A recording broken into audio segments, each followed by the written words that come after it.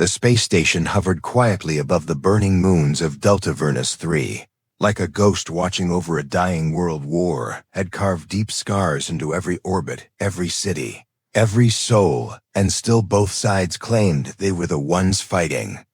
For peace, Kale had come as Earth's last voice, not a soldier, not a commander, just a man with tired eyes and a mission in his heart.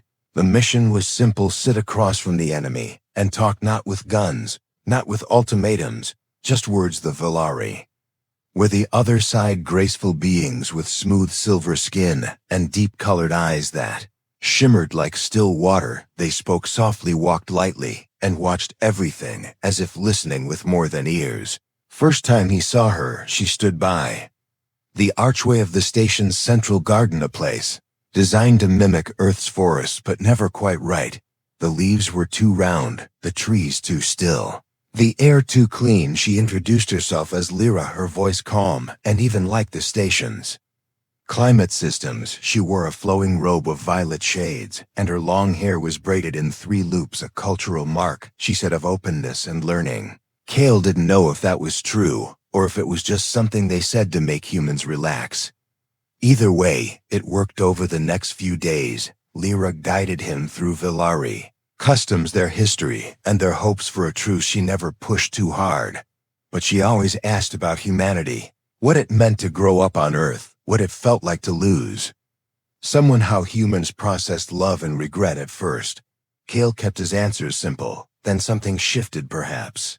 The way she looked at him, not with judgment, but with a kind of quiet wonder, as if he were not a diplomat, but a puzzle worth solving. He started to speak freely about his past, not the official files, but the nights he spent staring at the stars, wondering if Earth had made a mistake by reaching out at all the missions he joined, where entire colonies vanished without warning. The faces of friends who went silent after first contact went wrong. He told her of Earth's need to protect itself, the paranoia that came after betrayal, the long, hard decision to build ships that could end worlds, not because they wanted to, but because they were afraid of becoming the next species erased by diplomacy gone wrong. Lyra listened, never interrupting, her hands always folded gently, her eyes never blinking too long. When he finished, she said something strange, something he would think about later. Again and again, she said, your kind feels more than it admits. That may be your strength or your undoing. At the time,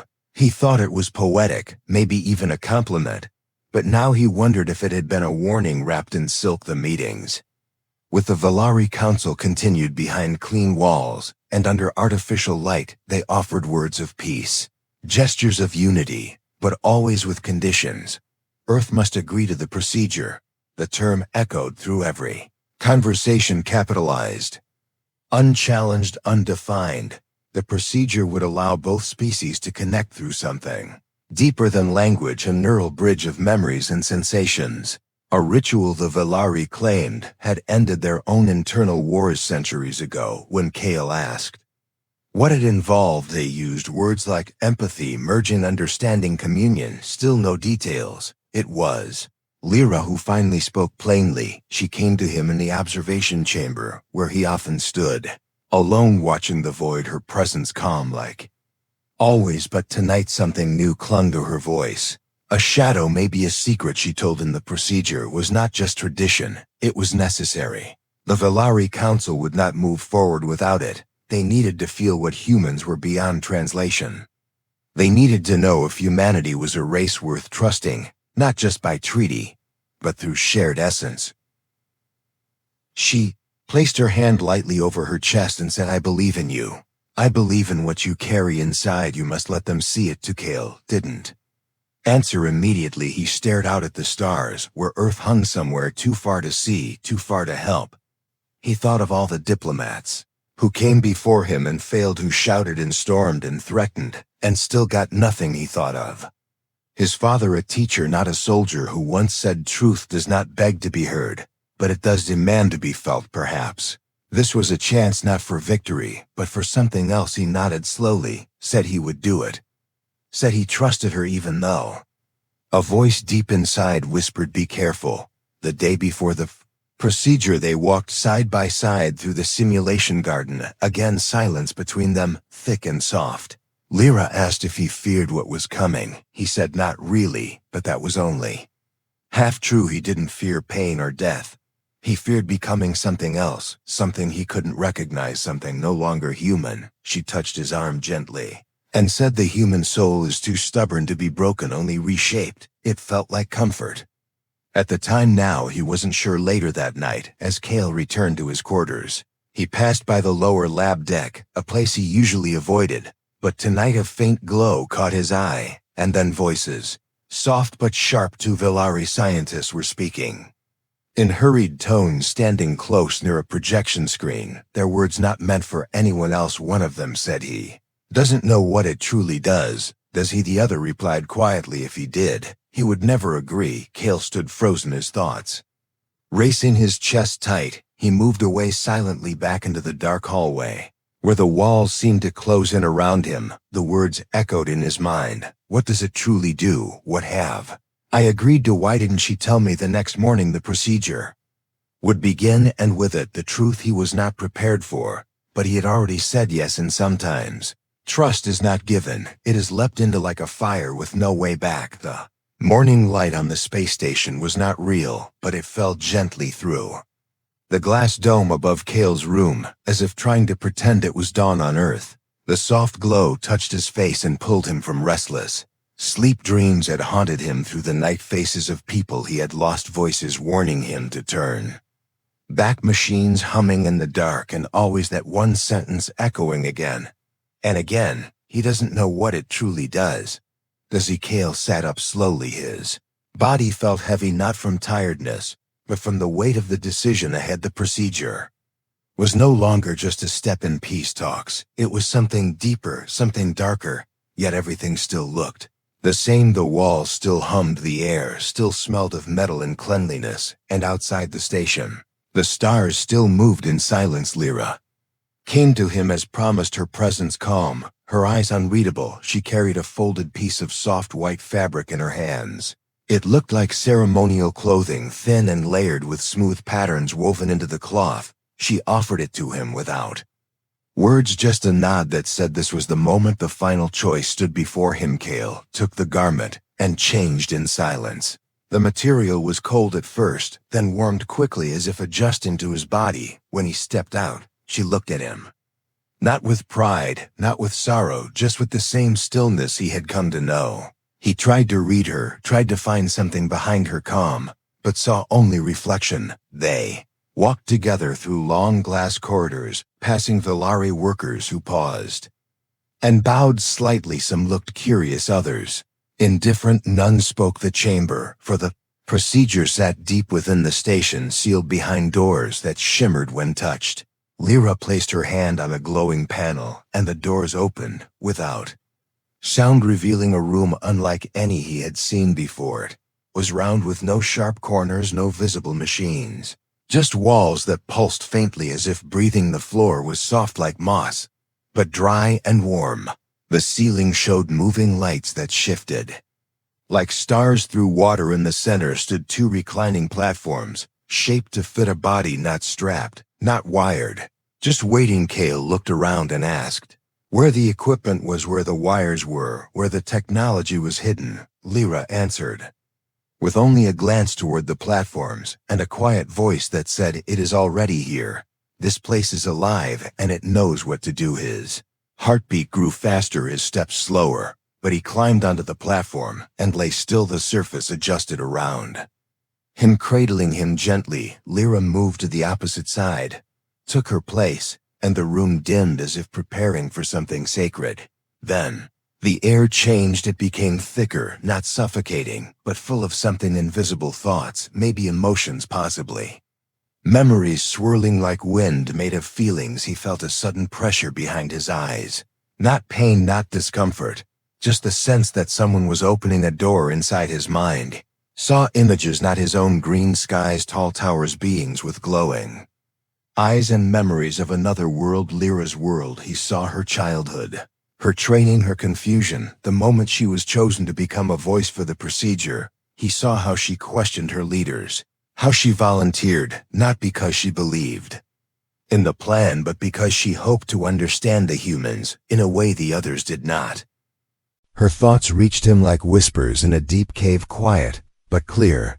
She spoke not with words, but with pure feeling. She said, "I thought I could guide you. I thought I could stop them from using you. I did not know how far they would go." He wanted to respond but found no words. His own memories began to surface, pulled from deep inside. Without his control, moments of fear, of love, of war, of loss, scenes from Earth, his mother's smile, his first mission, the explosion that changed everything. His brother's final breath during a failed ceasefire, the regret that never left the Valari system drank in his memories, twisted them, studied them, turned them inside out, not like thieves, but like scientists trying to understand what made a human heart beat the way it did. He could feel his identity stretching, pulled between him and something larger, something collective and strange. Then came the moment when he saw himself through her eyes, not the real him, but the image the Valari had shaped. A man full of rage, a species full of chaos and power, a weapon in disguise, and he understood. They were not just studying him, they were testing if human emotion could be controlled. Not calmed, not erased, but shaped and used. Her procedure was not about peace, it was about creating something new, something not quite human, not quite Valari, something in between. And Kale was the template, the first subject of a quiet war, fought not with guns, but with thoughts he tried to pull back to close himself off. But the chamber had no doors. His mind was open and bleeding into theirs. Lyra's voice returned, softer now, unsure. She said, "I did not lie to you, but I did not tell you everything. I was told you were strong enough to handle it, that your soul could survive the communion." Kale felt anger rise, but it came with sorrow. He had trusted her not just as a guide, but as a person. He had believed in her, and now he was trapped in a place where thoughts were not private and truth had no edge. He reached for something, anything, a memory, a name, something that was his and his alone. He found it, a story his father told him about standing in a storm and refusing to bow to the wind, and he held on to it like a rope in the dark. The lights above shifted, the chamber trembled slightly, the communion deepened, voices, not just Lyra's but others, speaking inside him, observing, analyzing, asking questions without words, pulling him deeper into the collective mind. And somewhere within that network he felt them decide something. He was compatible, he could be replicated. And still the procedure continued, as if his will no longer mattered.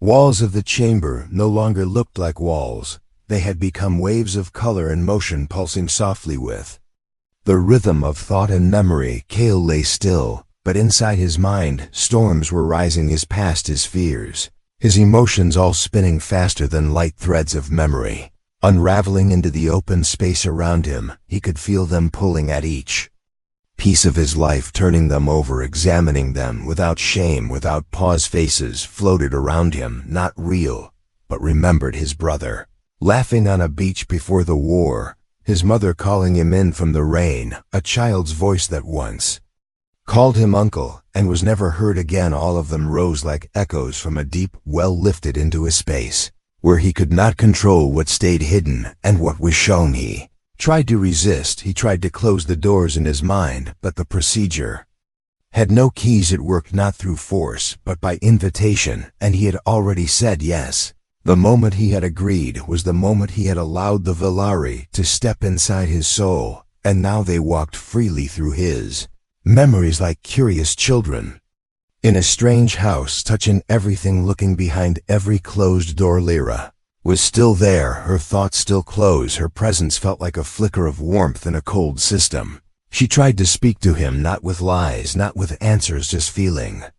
Regret, sorrow, guilt, they were real. He could feel it, but they were not enough to undo what had begun. Then something shifted. The memories stopped showing in sequence. They broke apart, mixed themselves, reformed in impossible ways. A childhood memory wrapped inside a battlefield, sound of laughter echoing inside the scream of a dying man. The procedure was doing more than observing. It was weaving parts together, blending pieces of his identity into something new. Kale began to understand the deeper Truth, the Valari were not just building understanding, they were creating a new design using him as the foundation, a prototype for emotional stability. Through controlled human experience, they believed that, if they could reshape raw human feeling into something stable and predictable, they could use it to build perfect negotiators, perfect diplomats, perfect minds. His memories were not being stolen, they were being replicated and restructured, turned into patterns, models, templates for future minds, and each time he tried to resist, he could feel the system pushing back, not with pain, but with comfort, gentle warmth, pleasant calm, offering him the feeling of peace in exchange for surrender. But something in him refused to break, a small voice, still whispering that to lose control was to lose everything that made him human. He held onto fragments of feeling, sharp ones, painful ones, moments the Valari system tried to avoid because they did not fit the pattern, fear, regret, shame, anger, moments of chaos that could not be explained or predicted, and with each one he held tight, he felt a small push against the system's grip. Saw flashes of the Valari's past, their own wars, their old experiments, their failure to handle deep emotional complexity. They had tried once to create a mind that could feel everything without falling apart, and it had collapsed, screaming into madness that echoed through their planet for years. They had sworn never to try again until they met humans who could feel pain and still walk forward, who could lose everything and still rise, who could carry sorrow without breaking. And in those traits, the Valari had seen something they both feared and needed. Lyra spoke again, her voice closer, more human in tone. She said, "I tried to guide the design, I tried to shape it gently. I thought if they saw your strength, they would stop, but they only saw more reason to continue. Your pain became proof, not warning, and now the system sees you as a seed for something they have already begun to grow." Kale felt her presence trembling. She was no longer just a guide. She was part of the network, now a threat in the system, and her thoughts were not fully her own. She was being drawn deeper into the procedure as well, and perhaps she too would be remade. He focused his mind, forced himself to remember the worst moments, the ones he never shared, the screams, the blood, the helplessness, the decision to fire on a target he knew was hiding children, the nightmare that never left him. He pushed it into the shared space, and the system recoiled, flickered, dimmed. It did not want that memory. It did not know how to process it again. He reached deeper, found another moment, the death of someone he loved, not in battle, but from sickness, something he could not fight, something he could only watch. He had held her hand and whispered lies that she would be fine, even when he knew she was dying. He pushed that moment out, and again the system trembled. He realized the Valari had built the system to process logic, empathy, calm emotions, controlled and measured, but not grief, not chaos, not guilt, and now he was filling it with exactly what it feared. Lyra's voice returned, more urgent now. She said, "The system is unstable. You are pushing it too far. It was not meant to hold this much raw emotion. If it breaks, it will break everything." Kale responded without words, only intention. If they wanted to understand humans, then they had to understand all of it, not just the beauty, but the pain, not just love, but rage, not just hope, but despair. The lights in the chamber began to pulse faster, the walls flickered, and the air became heavy. The platform beneath him shifted as if unsure whether to support him or reject him. Lyra's image appeared not in front of him, but inside his mind, her eyes wide, filled with fear and understanding. She said, "I see now, I see what they could not. You are not broken. You are alive, and that is what they never prepared for." The system began to collapse, not in fire, not in explosion, but in silence, connections fading, lights dimming, pathways closing. The communion was ending, not by choice, but by overload. It could not hold him, it could not reshape him, it could only reflect him, and what it saw was something it could not contain. As the chamber grew quiet, Kale opened his eyes, real eyes in a real body, sweat on his skin, heartbeat loud in his ears, breath heavy in his chest. Lyra lay across from him, barely conscious, her face pale, her voice weak. She whispered one sentence before sleep took her. "I didn't know they would go this far." Kale sat up slowly, the silence around him no longer peaceful, but full of tension. Something had changed. Something had broken, not just inside the system but across the entire plan, and now he knew the truth. The procedure had never been about peace. It had been about power, and trust had been its first tool. The chamber no longer shimmered with light. The walls stood still as if holding their breath. The silence inside was not quiet. It was heavy and full of everything that had just happened. Cale sat on the edge of the platform, his hands pressed against the smooth surface, his body trembling not from fear, but from the storm that had passed through his mind. The procedure was finished, or maybe it had failed, or maybe it had broken something so deeply that even the Valari could not explain it. Lyra lay motionless across from him, her chest rising slowly, her face calm in sleep. But Cale knew what she had seen. He knew what she had felt inside the communion because he had felt her panic when the system lost control, and he had felt her sadness when she realized the truth was far worse than any plan she had agreed to. He stood up slowly, feeling the strength return to his legs, feeling the weight of everything. He now understood. The walls did not pulse anymore. The air did not hum. The chamber felt like a grave. He walked toward the exit. The doors opened without touch. The system was still connected to him, still sensing him, still afraid of him. Perhaps he stepped into the long corridor where shadows stretched far, and silence walked beside him. No one waited outside, no guards, no scientists, no observers. The procedure had ended in chaos, and those who built it were not ready to face the result. Cale moved through the station without speaking, without stopping, his mind replaying every moment from the communion, every false promise, every word from Lyra, every whisper from the Valari Council. He had trusted them because he wanted peace, because he wanted to believe that understanding could be stronger than war. But now he saw clearly.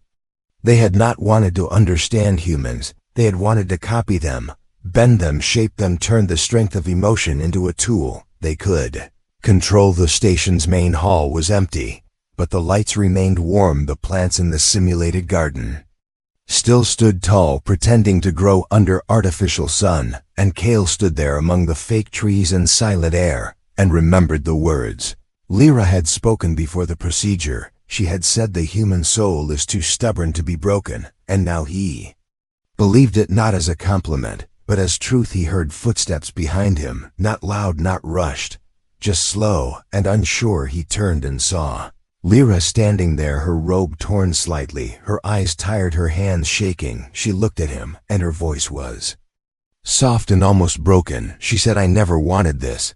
I thought I could change the way they saw you. I thought I could stop them from going too far. I thought the procedure would prove you were more than they believed." Cale said nothing at first, just watched her and waited, because now he understood her too. She had been used just like him, chosen because she was curious, chosen because she believed, chosen because they thought she would follow orders and still make him trust her, and she had trusted them just as he had trusted her. And now both of them stood in the aftermath of a plan built on lies. He asked her why she didn't tell him what the procedure really was, and she said, "Because I didn't know everything, because I was told it would show you, not change you, because I believed if I stayed close, I could protect your mind if something went wrong. But I was wrong.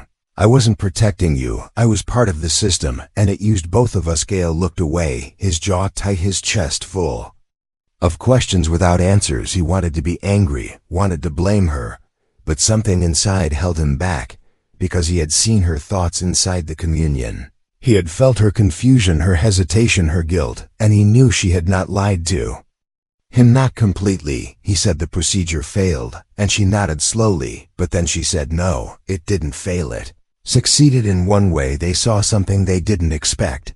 They saw something they could not explain, your resistance, your pain, your memories. They couldn't hold it all, and now they know they can't control what they don't understand. The lights above flickered slightly, as if reacting to her words.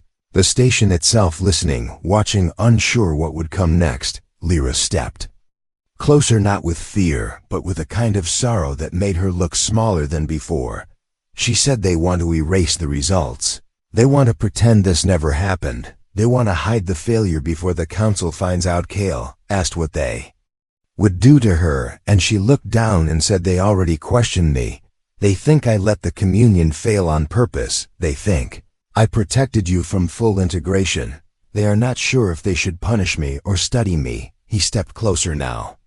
And for a moment, they stood face to face, not as subject and guide, not as human and alien, but as two people caught in something larger than both of them. He said, we both trusted the wrong people, and now we have to decide what to do with the truth. Lyra reached into her robe and pulled out a small clear device glowing faintly. She said, this holds everything the system recorded, your memories, your resistance, your rejection of the process, and the failure it caused. They don't know I took it. They think the data was lost when the system collapsed. Kale took the device in his hand, felt its smooth surface, its soft light. He said, we could use this. We could show the Galactic Council what they did, what they planned, how they used trust as a weapon. Lyra said, they will try to stop you. They will say you were unstable, that the procedure damaged you, that your emotions were too dangerous to control. Kale smiled without humor and said, then they finally understood something true. The two of them stood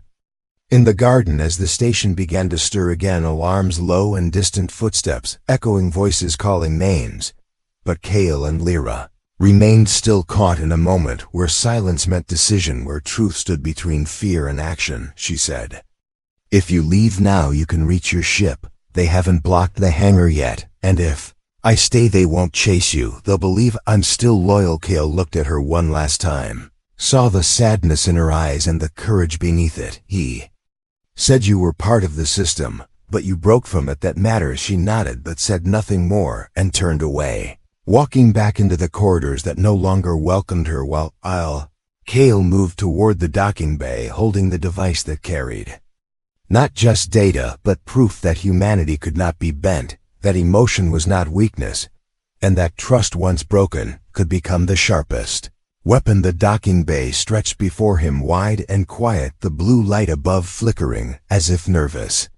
The bay crew was not present, the hangar guards nowhere to be seen. Maybe the Valari were still watching, maybe they were planning to intercept him. But Kale did not stop. His footsteps echoed lightly against the cold metal floor, his eyes fixed on the ship waiting at the far end, his ship marked with Earth's crest still intact, still powered and ready, as if it too had waited for this moment. He held the small data core in one hand, its surface warm as if alive, the lights on its edge blinking softly like a slow heartbeat. He knew what it contained, the record of everything, the memory streams, the failed communion, the reaction of the system to his resistance, the pressure it could not hold, the way it shattered under the weight of human emotion, and most of all the truth about the procedure, its real purpose, its hidden layers, the silent project that would have changed everything without a single shot fired. He climbed aboard his ship with steady hands, his heart beating calm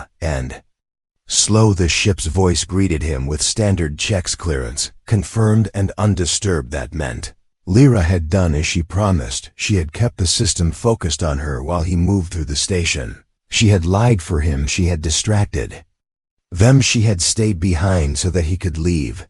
He sat in the pilot seat and powered up the engine systems, lighting around him, one by one, the familiar sounds of calibration, the hum of energy building beneath the floor, and then the final confirmation that he was clear for departure. No one had blocked his exit. Yet maybe they still believed he had lost consciousness.